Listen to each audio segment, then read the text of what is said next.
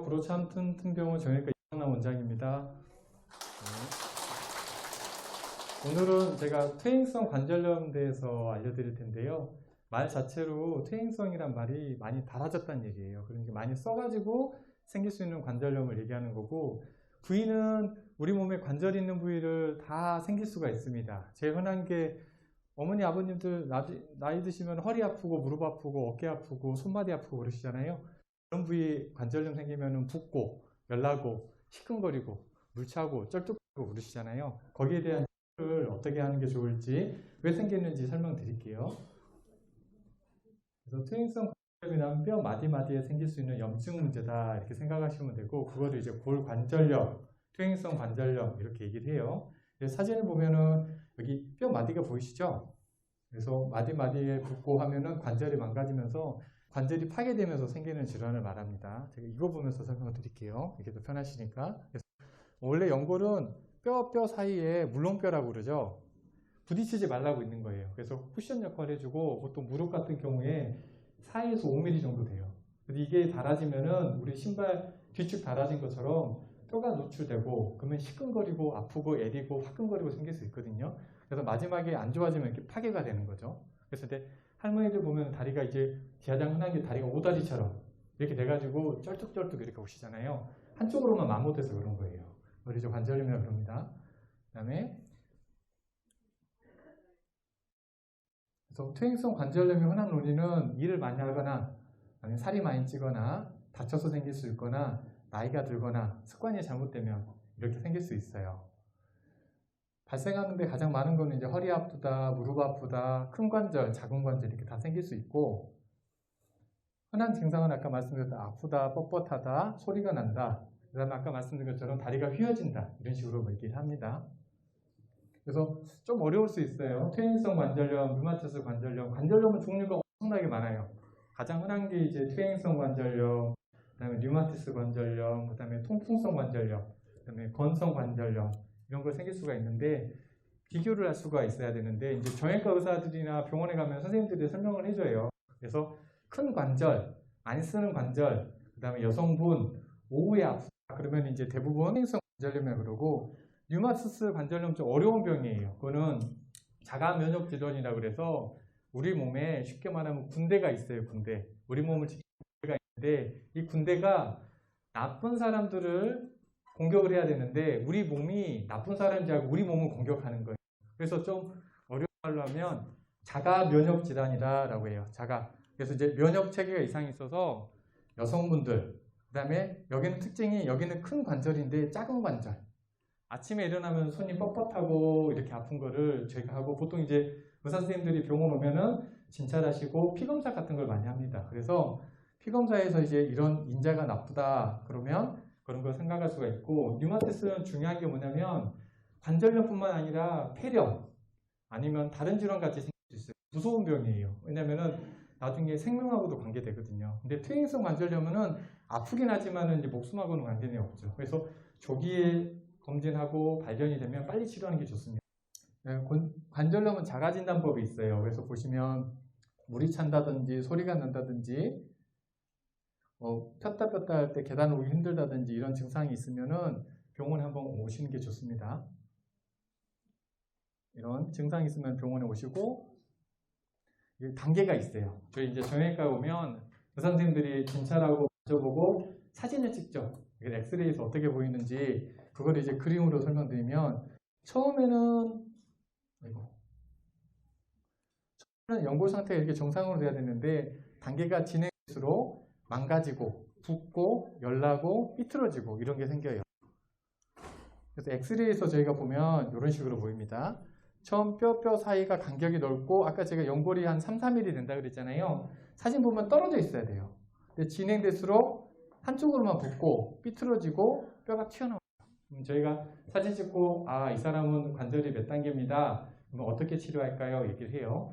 보통 이제 초기 단계인 경우에, 심하지 않은 경우에는 약도 드시게 하고 물리치료도 하고 피로시에는 주사요법 같은 걸 해요. 근데 만약 시간이 지날수록 심해지면 이 정도 되시는 분들은 한쪽으로만 삐뚤어졌기 때문에 다리 삐뚤어지는 교정술을 한다든지, 아니면은 정밀검사에서 연골이 손상되면 연골 내시경 수술을 한다든지, 만일 이 정도는 말기거든요. 이 정도 되면 다른 치료로는 별로 효과가 없어요. 그러면 저희가 이제 인공관절, 다리를 절삭을 하고 한쪽을 바꾸는 치료 이런 걸 합니다. 그래서 병원에 오시면 전문의 선생님들이 보시고 상태에 따라서 어떤 치료 방법이 제일 좋을지 상의해 주시면 그대로 따라 주시면 돼요.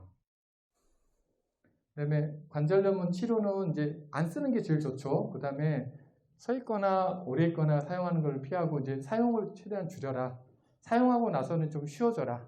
그다음에 안 생기게 하려면 나중에 재활치료 같은 걸 하셔서 근육 운동하세요라고 얘기를 합니다. 그다음에 처음에 아까 말씀드린 초기에는 뭐 약물도 드시고 물리치료도 하고 운동도 하시는데 좀 진행되거나 그런 분들은 연골 뼈주사, 그다음에 뭐 다른 인대 강화 치료 안 되면은 이제 내시경 수술. 최악의 경우에는 이런 관절이 망가진 경우에 인공관절에서 관절 변형하는 수술하시죠.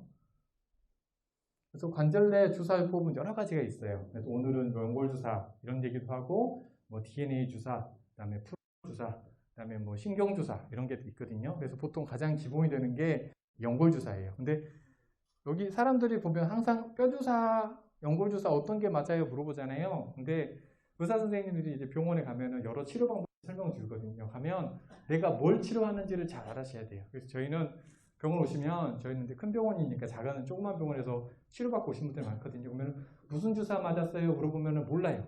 그래서 그렇죠. 무슨 말인지 아시겠죠. 그래서 꼭 나중에 조그만 병원이나 있는데 치료받 내가 무슨 주사 맞는지 알아보셔야 돼요. 왜?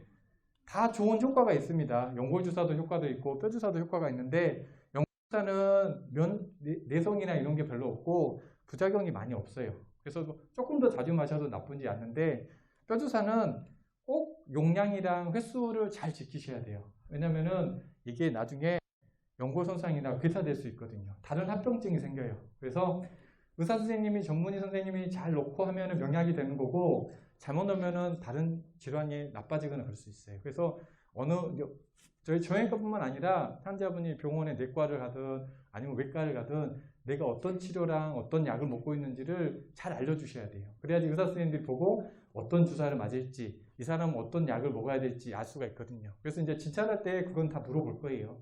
그래서 이거는 나쁘고 이거는 무조건 좋다 이건 아니에요. 그냥 잘 선택해서 쓰면 돼요. 무슨 말인지 아시겠죠? 네, 좋은 방법들이 있습니다. 그리고 아까 제가 설명드린 것듯이 연골주사는 아니고 효과 이런 거 생각하는 거예요. 그래서 주사도 여러 가지가 있어요. 연골주사도 뭐 옛날에는 5번 맞는 거 아니면 3번 맞는 거, 1번 맞는 거 다 용법대로 있기 때문에 그거는 전문 선생님들하고 잘 상의하시면 돼요. 연골주사 효과는 3가지가 있어요. 기름주사라 그래요. 연골주사는 그래서 윤활 효과, 부들부들하게 한다. 그 다음에 진통을 좀 줄여주는 진통 효과. 그 다음에 뭐 소염 효과, 염증을 가라앉는 거. 그런 효과가 있습니다.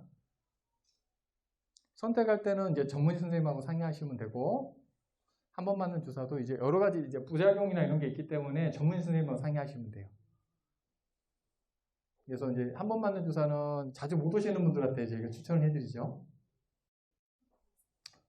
나중에 주사 맞고 나서는 의사 선생님들이 항상 설명을 드려요. 주사 맞고도 하루 이틀 아플 수가 있다. 나중에 감염될 수 있으니까 특히 당뇨가 있거나 갑상선 질환이나 만성 질환자들 환자들은 항상 주사 맞을 때 저희가 확인하거든요. 무슨 약 먹고 있어요? 어떤 주사 맞고 있어요? 라고 하면 소독할 때도 더 신경 쓰이고 할 거니까. 왜냐면은 그런 분들 있잖아요. 주사 맞고 더 아프다. 근데 보통은 약제 같은 거는 큰 부작용이 없어요. 주사 놓을 때 환자의 반응이 다르기 때문에 그런 거라 사전에 잘 물어보는 말에 대답해 주시면 됩니다. 이제 관절염 예방하는 습관이 중요해요. 그래서 환자분이 아까 말했듯이 생선 질환은 많이 사용해서 있는 질환이기 때문에 사용을 줄이거나 이미 닳아진 연골은 재생이 절대 안 되거든요. 요즘은 뭐 줄기세포 같은 거 있어서 재생하는 치료도 있는데 될 수 있으면 안 닳아지게 하고 예방하는 게 중요합니다. 그러면 이제 체중 조절, 그 다음에 적당한 운동. 근데 운동이 어떤 게 좋냐면 수영, 걷기, 자전거 이 정도는 크게 무리가 되지 않아요. 근데 많이 뛰거나 아니면 경사진데 오르내리거나 등산, 뛰는 배드민턴 이런 과격한 운동은 무릎 연골을 손상받을 수 있기 때문에 그건 피하는 게 좋습니다. 그래서 이제 이거는 이제 제일 중요한 사항인데 체중 줄이고 운동하시고 근력 운동하시면은 예방할 수 있을 거예요. 혹시 궁금한 사항 있으시면 제 강의는 끝났으니까 뭐 몇 분 신청 받을 테니까요. 네.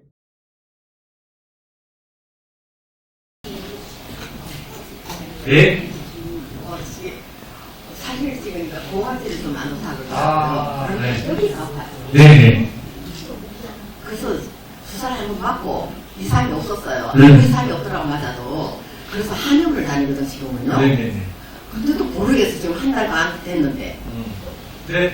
엉덩이 이쪽이 아프면 어려운 게 뭐냐면, 여기. 네, 바깥쪽이 아프면 이쪽 문제인지, 네. 허리 문제인지, 고관절 문제인지 검사를 해봐야 돼요. 그래서 엑스레이만 찍으셨잖아요. 그건 가장 기본되는 검사라서, 치료받고 좋아지는 상관없는데, 많이 치료해서 안 좋으면, 허리 디스크나 협착증 문제인지, 고관절, 있어요. 그러니까요. 관절염 자체 문제인지, 손질을 해봐야 돼요. 그래서 이제 조그만 병원은 엑스레이밖에 못 찍잖아요. 그래서 치료해서 좋아지면 상관없는데 치료가 안 좋아지면 CT나 MRI 같은 거 검사해서 어디가 문제가 있는지 확인해 보면 좋을 것 같아요. 네. 감사합니다. 뭐 치료 그거가 상당히 좋은지. 그러면은 주기세포 종류가 여러 가지가 있는데 그래서 여러분들이 이제 주기세포 하면 옛날에 쓰던 주기세포가 있고 요즘에 쓰는 것도 있고 골수에서 빼는 것도 있어요. 근데 그거는 어느 장단점이 있는지는 환자분 케이스 파일 틀리거든요. 근데 만일 3단계 정도 관절염이 있고 연골 손상이 저희가 등급을 1단계부터 5단계까지 나오는데 그건 MRI 검사 보고 평가합니다. 그리고 교정 공부가 어느 정도 되는지. 그래서 이제 환자분이 무조건 줄기세포 해주세요 라고 병원 오면 의사 선생님이 여러 가지 검사를 해요. 엑스레이, CT, MRI 찍어서 상황에 맞냐 안 맞냐를 판단하고 만일 줄기세포 대상이 된다 하면 결과가 좋아요. 근데 만일 단계가 넘어서서 하면은 수술 안 하는 게 좋고 차라리 그거는 경제적인 거, 시간적인 거, 그 다음에 운동하는 것도 엄청 힘들거든요. 목발 6주 정도 해야 되니까 차라리 상태가 너무 안 좋다 그러면 차라리 인공관절하는 게 나아요. 그래서 제일 중요한 건 줄기세포 자체가 좋다 나쁘다가 아니라 상황에 맞아야 돼요. 이 상황에 맞는 치료다 싶으시면 결과가 좋을 거고 줄기세포 할 정도로 심하지 않는 사람도 있고 심한 사람도 있잖아요. 근데 그 케이스를 잘 선택하는 게 중요합니다. 여기 오늘같이 교육이 있을 때는 좀 간단한 팜플렛이라도 이렇게 해서 저희들이 한 번 듣고는 언뜻 해서는 잘 이해가 안 가거든요. 그런 걸 좀 보조로 좀 준비해. 나중에 강의할 때 강의 자료 같은 거에 그렇죠. 교육책자 같은 거. 그래야 조금이라도 도움이 되지 않을까 싶습니다. 알겠습니다. 그러면 이제 이렇게 해가지고 전달해도록 하겠습니다. 예. 궁금한 거 없으시면 이제 더 궁금한 거 없으신가요? 네. 알겠습니다. 다음에 그러면 뵙겠습니다. 감사합니다. 네.